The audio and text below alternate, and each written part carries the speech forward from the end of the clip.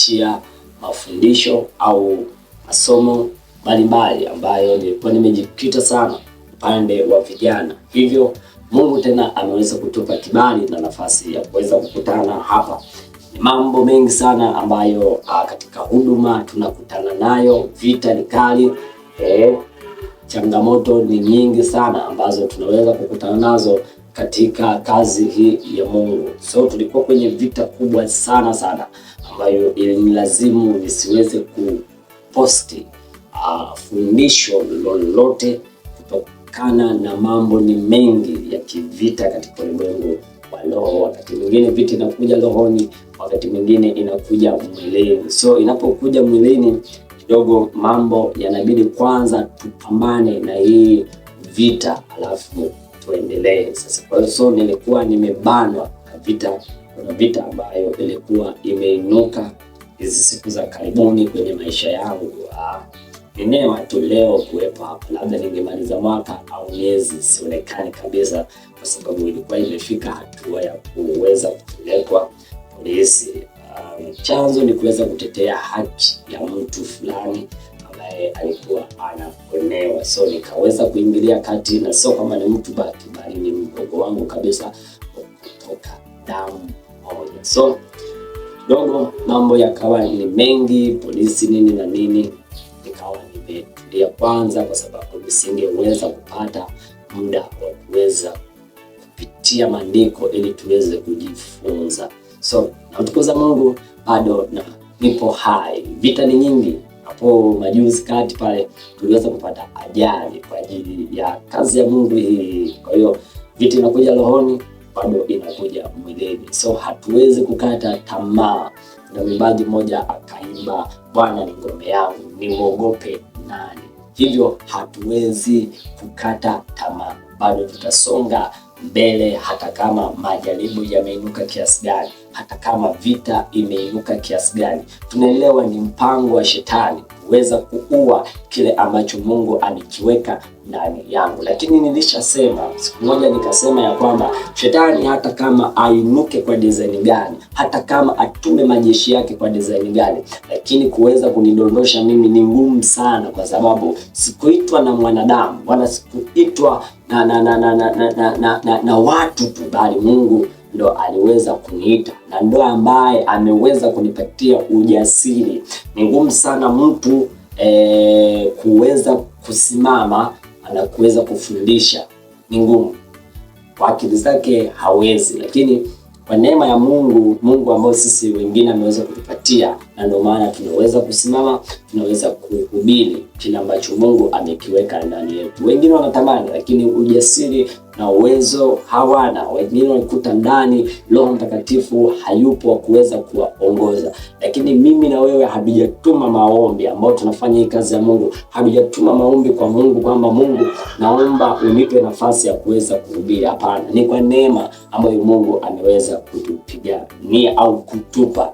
So na hii ukiwa na kazi hii, nikwambie kuna mtu mmoja nilijaribu kumfuatilia, ni mtumishi ambaye namfuatilia sana pia, na yeye ananifuatilia sana.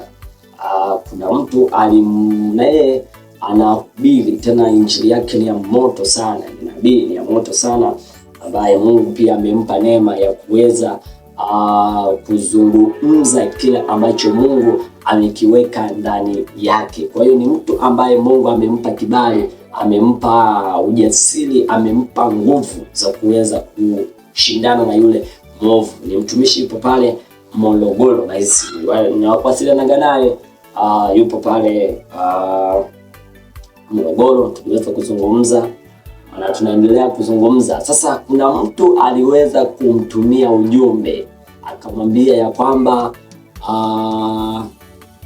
unatafuta kiki katika mahubiri yako, kwamba unatafuta kiki katika mahubiri yako. Lakini niliona ameweza kutuma ujumbe na kumwambia kama ni kiki ya kuweza kumzungumzia mtu fulani, basi hebu fanya na wewe hiyo kiki, tuone kama utamaliza siku au utamaliza miaka. Nikaona amemjibu hivyo. So usifikiri tunachokifanya ni kiki. Hizi sio kiki, mwana wa Mungu.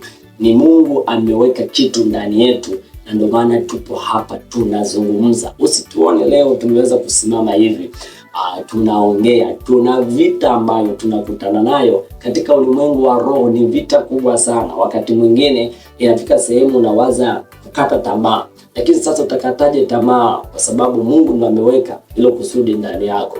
So hauwezi ukakata tamaa hadi kusudi la Mungu likamilike au litimie, au Mungu akamilishe kazi aliyoiweka ndani yako. Hapo sasa ndo una uwezo wa kukata tamaa. Lakini kama kila ambacho Mungu amekiweka ndani yako bado hakijatimia, ni ngumu sana kukata tamaa, kwa sababu ukikata tamaa bado Biblia inakuonya uendelee kupaza sauti, kuzungumza, kufundisha, kuhubiri.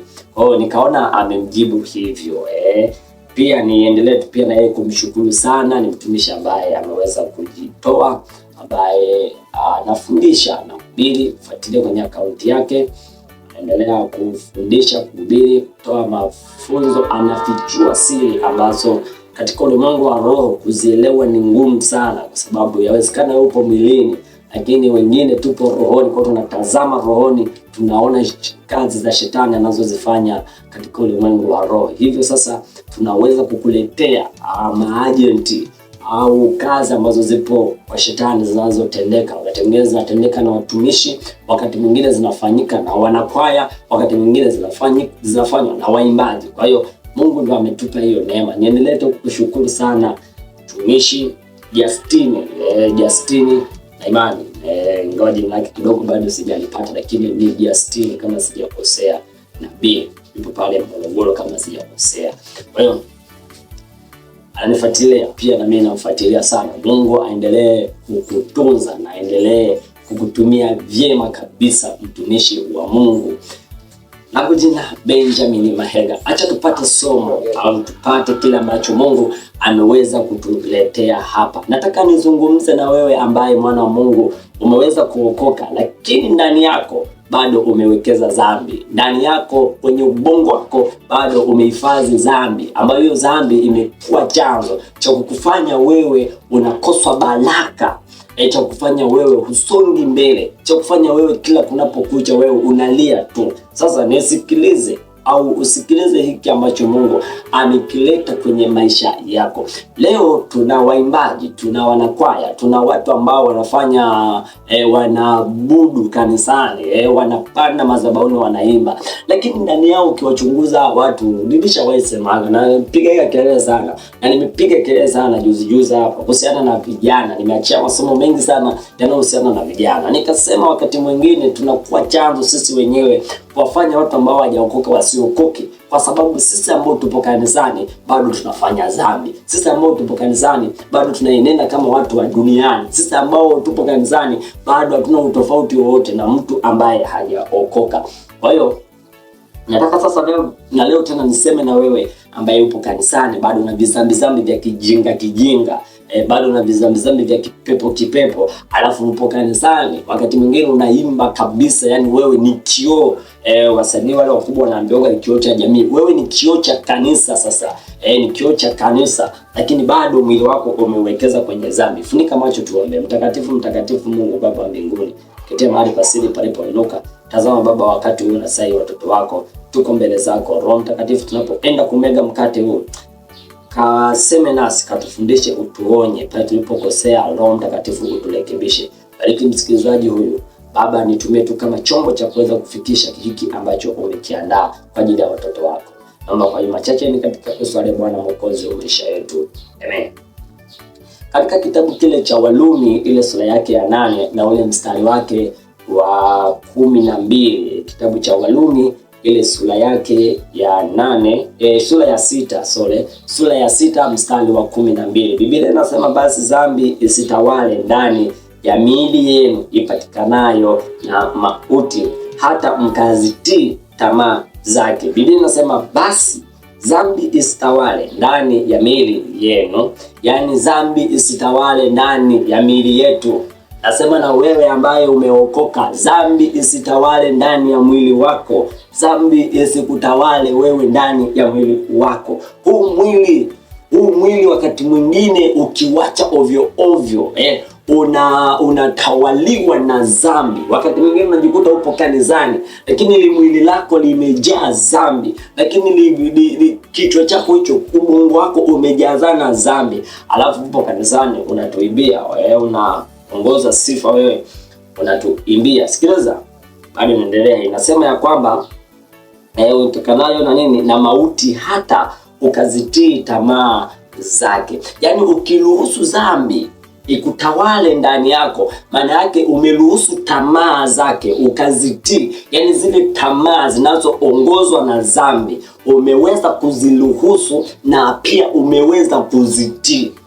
Kwa dhambi ikikaa ndani ya mtu, maana yake ameweza kukubaliana na tamaa zingine za kimwili ambazo tunaweza tukasema ndo zinakufanya wakati mwingine usisonge mbele. Sikiliza, tamaa za kimwili ni kama usherati, sijui vitu gani. Ukisoma na sisi itakuwa kitabu kama cha Wagalatia, Wagalatia pale, ukisoma vizuri pale na nini tamaa za kimwili zikaorozeshwa pale, sijui kuna nini, sijui vitu vingi vikaandikwa pale, zina, sijui wizi, sijui vitu vingi pale, sema tu sijapamaki vizuri.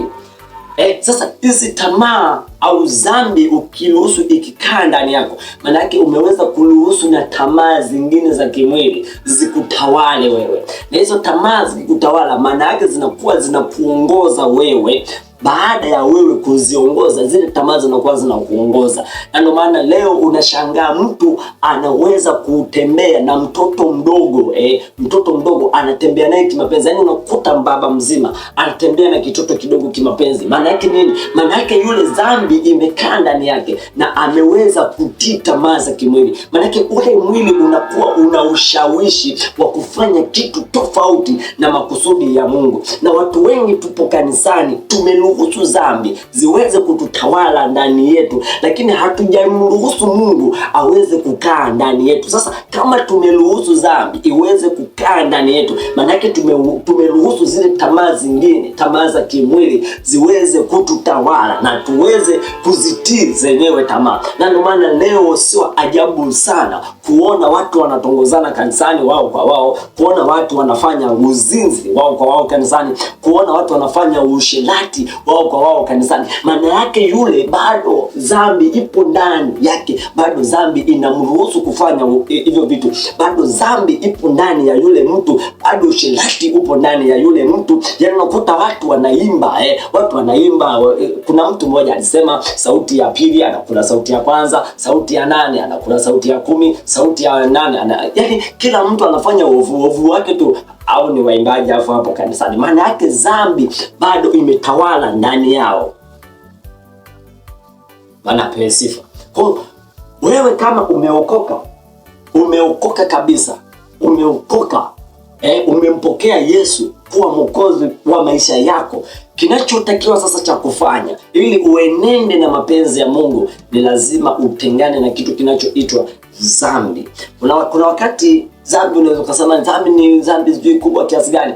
Hata uongo ni dhambi kubwa sana, na hakuna watu watakaoenda jehanamu kama dhambi ya uongo. Maana uongo, umbea kanisani, kaulimi ndio kamekuwa chanzo cha kuwafanya watu wakati mwingine kanisa linadondoka kwa ajili ya uongo. Kwa kuna dhambi ambavyo unaviona vidogo vidogo, eti hiki dhambi kidogo, kumbe ndio kidhambi ambacho wewe kitakupeleka motoni. Uongo. Kamdomo ndo katawafanya watu waingie motoni sana. Kwa sasa hivi vitu ukiviangalia maana yake vimeruhusu, yani ile dhambi imeweza kuruhusu unakuwa na kamdomo, ile dhambi imeweza kukuongoza unakuwa kambea. Hizo ndo tamaa za kimwili. Yani miguu inawasha kupeleka umbea kwa mtu fulani, kamdomo kanabawaja kupeleka kuongea ujinga kwa mtu fulani. Yani wewe unakuwa unakubaliana na tamaa za kimwili, yani kamwili kanawasha kwani. Yani kuna wakati mwingine unashindwa kwenda kanisani ili ukakutana na mtu fulani umpe umbea wa mtu fulani. Huo ni ujinga na ni ukengeefu kabisa wa kipagani. Afu upo kanisani. Mimi nazungumzaga na watu ambao wapo kanisani. Mimi sizungumzagi na watu ambao bado hawajaokoka, ambao tunawahubiria hawataki kuokoka. Wakati mwingine mimi siwalaumu kwa sababu wanaangalia matendo ya watu ambao wameokoka, wanajikuta wako njia moja kabisa. Yaani wewe ambaye umeokoka na yule ambaye hajaokoka hauna utofauti. Kwa hiyo inakuwa ni ngumu yule ambaye hajaokoka kuja kumpokea Yesu, kwa sababu wewe ambaye umeokoka hauna utofauti naye. Kwa hiyo mimi mara nyingi sana nazungumza na wewe ambaye upo kanisani, wewe ndio chanzo cha kumfanya yule asipate kuokoka. Kuna watu wanakaa na watu, alafu hao watu hawajui kwamba mtu fulani ameshaokoka. Yaani kuna mtu anafanya Ukristo wa kujificha ficha, anafanya wokovu wa kujificha ficha. Yaani kuna watu wanakaa jirani wamepanga, yaani chumba hiki, lakini ukimuuliza mtu fulani kaokoka, anakuambia mbona hatujawahi kusikia hata siku moja ameomba, mbona hatujawahi kusikia hata siku moja ameenda kanisani. Lakini huyo mtu anaingia kanisani, lakini ameshindwa kumwambia jirani yake kwamba twende kanisani. Ameshindwa kumwambia mtu kwamba leo tunaingia ibadani. Maana yake huyo bado ana vinjia vyake vya tofauti, vinjia vya kipepo, vinjia ambavyo havina utukufu kwa Mungu. Na ndio maana anakuwa mwonga kumwambia mtu usiruhusu dhambi ikutawale ndani ya mwili wako. Maana ukiruhusu dhambi ikatawala ndani ya mwili wako, maana yake umeweza kuzitii tamaa za kimwili. Hivyo sasa wewe kama upo kanisani, maana sasa hivi uovu mwingi sana unatoka makanisani. Yaani usherati unatoka kanisani, umbea unatoka kanisani, vizinzi vinatoka kanisani, vimaraya vipo kanisani, visherati vipo kanisani, vichawi vipo kanisani. Havijaacha dhambi. Kuna vingine vimebatizwa kabisa, lakini dhambi ndio kitu cha muhimu kwake. Usherati ndio kitu cha muhimu kwake. Kuta watu kabisa yani wanaimba, wanamsifu Mungu. Vikitoka hapo jioni vipo guesti. Pumbavu zenu nyie waimbaji nyie. Nyie mnaofanya vitu hivi madhabahuni, mnaona kama madhabahu ni chumba cha babu zenu, sijui chumba za nani. Ipo siku Mungu atakuja waburuze viboko. Alafu ndo mtakapoona kumbe Mungu na yeye anapiga viboko, kwa sababu mmejikuta mpo kanisani mkaona kama vile kanisa sijui ni jengo tu fulani hivi la kimalaya. Mmejikuta mnapewa vizuri, Mungu amewapa visauti vizuri, of course na visauti vizuri mnaimba, lakini mkajikuta hivyo visauti vinawaendesha kipepo. Mungu awasaidie sana. Yaani Mungu awasaidie sana. Leo nakusihi, dhambi usiruhusu ikakaa ndani yako. Ukiruhusu dhambi ikakaa ndani yako, maana yake umeweza kuruhusu vitu vingine viweze kuingia na viweze kukutawala wewe. Hivyo badilika sana, mrudie Yesu. Zile dhambi ambazo bado unazifanya, dhambi iwe uongo, uwe umbea, wote huo uzinzi, ulafi, wote huo ni tamaa za kimwili tu, sijui vitu gani, vyote hivyo tamaa za kimwili hizo. Sasa badilika leo. Kama bado umeruhusu dhambi ikutawale ndani yako, mwambie Bwana, nimekukosea sana. Kaka dhambi acha nikaache.